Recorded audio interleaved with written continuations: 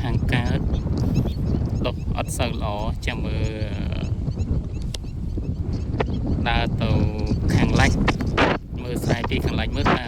ដុះយ៉ាងម៉េចដែរ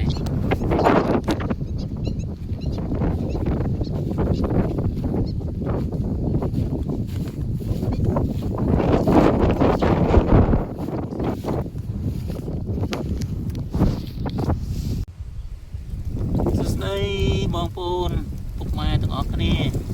ថ្ងៃនេះចុះមកមើលស្រែស្រូវលើស្រូវធ្ងន់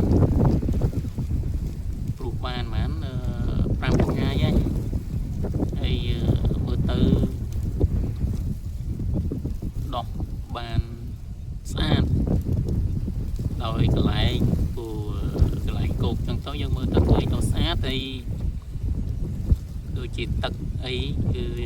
ដោះអត់សូវស្អាតដែរ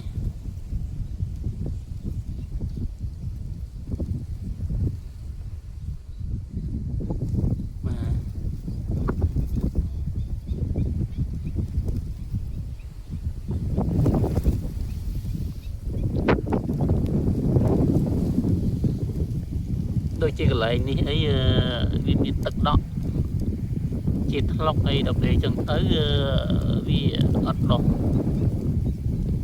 ហើយមានសាប់មានអីចូលទៅចឹងទៅវាមានចឹកថៃចឹកអីហើយនឹងវាចឹកស្រូវចឹងយើងឃើញថាកន្លែងនេះគឺស្រូវអត់ដុះទេនេះទឹកកំឡុកឃើញកូនថៃ